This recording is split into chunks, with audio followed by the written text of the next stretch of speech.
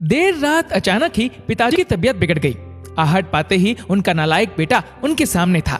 माँ ड्राइवर बुलाने की बात कह रही थी, पर उसने सोचा अब इतनी रात को इतना जल्दी ड्राइवर कहाँ आ पाएगा।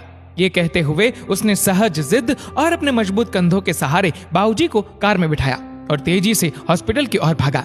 बाबूजी दर्द से कराहने के साथ ही उसे डांट भी रहे थे।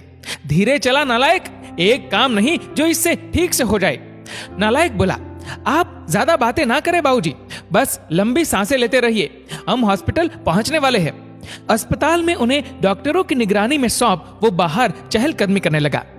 बचपन से आज तक अपने लिए वो नालायक ही सुनते आया था। उसने भी कहीं ना कहीं अपने मन में ये स्वीकार कर लिया था कि उसका नाम शायद नालायक ही है। तभी तो स्कूल के समय से ही घर के लगभग सब लोग कहते थे कि नालायक फिर से फेल हो गया। नालायक को अपने यहाँ कोई चपरासी भी ना रखे, कोई बेवकूफ ही इस नालायक को अपनी बेटी देगा।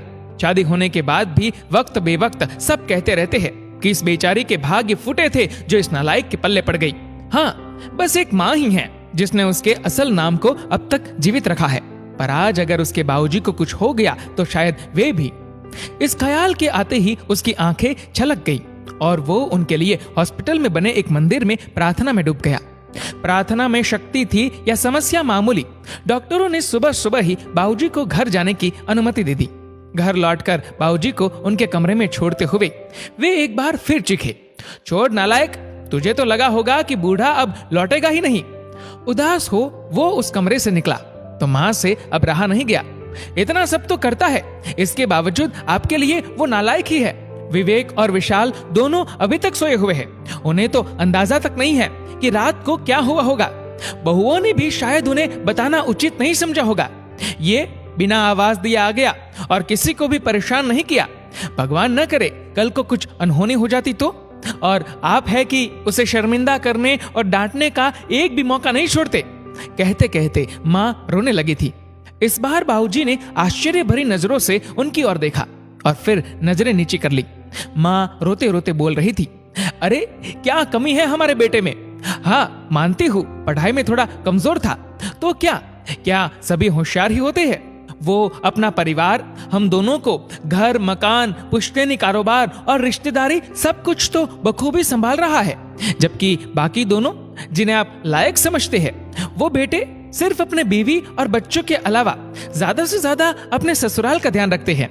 कभी पूछा आपसे कि आपकी तबीयत कैसी है? और आप है कि? बाबूजी बोले, सरला तुम भी मेरी भावना नहीं समझ पाई, मेरे शब्द ही पकड़े ना। क्या तुझे भी यही लगता है कि इतना सब होने के बाद भी इसे बेटा कह के नहीं बुला पाने का, गले से नहीं लगा पाने का दुख मुझे नहीं है? क्या मेरा दिल पत्थर का है? हाँ सरला, सच कहूं दुख तो मुझे भी होता ही है, पर उससे भी अधिक डर लगता है कि कहीं ये भी उनकी ही तरह लायक ना बन जाए। इसलिए मैं इसे इसकी पूर्णता का एहसास अपने जीते जी तो कभी नहीं होने दूंगा। माँ चौंक गई, ये क्या कह रहे हैं आप? हाँ सरला, यही सच है, अब तुम चाहो तो इसे मेरा स्वार्थ ही कह लो। कहते हुए उन्होंने नजरें नीची कर अपने हाथ माँ की तरफ जोड़ दिए, जिन्हें माँ ने झट से अपने हथेलियों में भर लिया और कहा, अरे अरे ये आप क्या कर रहे हैं? मुझे क्यों पाप का भागी बना रहे हैं? मेरी ही गलती है, मैं आपको इतने वर्षों में भी पूरी तरह नहीं समझ पाई। और दूसरी ओर दरवाजे पर वह नालायक खड़ा खड़ा ये सारी बातचीत सुन रहा था। वो भी आंसुओं में तरबतर हो गया था। उसके मन में आया कि दौड़कर अपने बाबूजी के गले से लग जाए, पर ऐसा करते ही उसके बाबूजी झेंप जाते। ये सोचकर वो अपने कमरे की ओर दौड़ गया। कमरे तक पहुंचा भी नहीं था कि बाबूजी की आवाज कानों में पड़ी, अरे नालायक, वो दवाइयां कहाँ रख दी? गाड़ी में ही छोड़ दी क्या? कितना भी समझा दो, इससे एक काम भी ठीक से नहीं होता। नालायक झटपट आंसू पोंछते हुए गाड़ी से दवाइयां निकालकर बाबूजी के कमरे की तरफ दौड़ा।